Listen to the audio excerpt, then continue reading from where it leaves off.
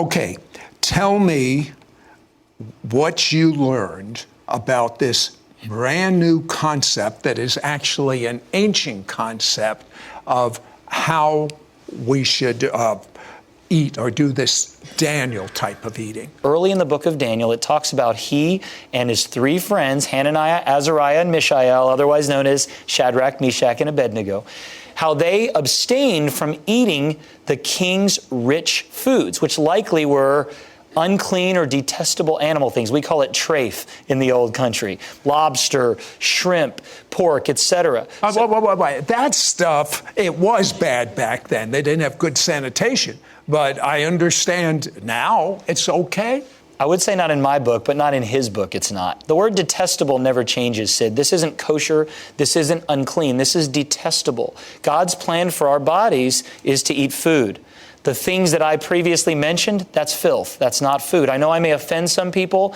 Some people want to make this a theological argument, but I have not touched pork, shellfish, any type of derivatives of that in the last 20 years, nor would I ever, because I believe that God's the same yesterday, today, and forever, and so are those things that He created, and they are not to be eaten.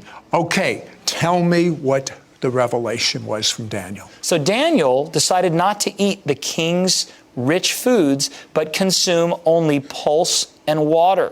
But I didn't really know what pulse was. That was my question. You know what pulse is? Yeah. Well, there's a lot of translations, but pulse is any fruit or vegetable, nut or seed that you can put into the ground and it will reproduce. So it's not necessarily just rye or just seeds or just sprouts. It could be a number of various fruits and vegetables. Daniel only consumed those and water. But I also realized that in biblical times, people didn't eat the same way we do or the same times that we do. And that little principle, that small twist in your diet can make all the difference in the world.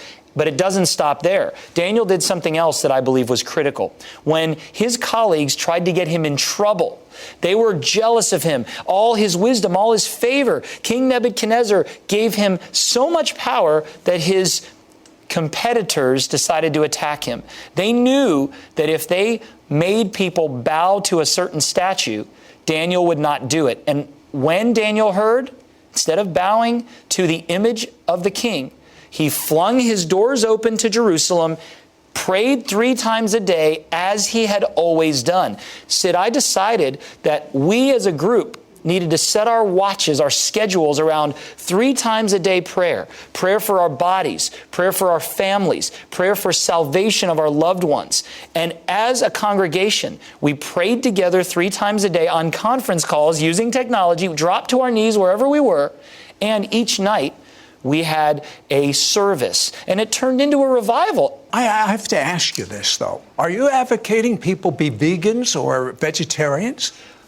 For 10 days, yes. That's a great question. Only 10 days? I believe animal foods are a very important part of our diet if they're raised properly and if they are prepared properly. God tells us in Leviticus 11, Deuteronomy 14, that these are meats you can't eat. Jesus consumed animal foods. We have reason to believe that all the disciples did. But for 10 days, Daniel and his friends consumed pulse and water. And if you will do so for 10 days, God will do supernatural things in your body, mind, and spirit. And then we will launch you into a lifestyle of healthy eating and living with revelation that you've never heard before.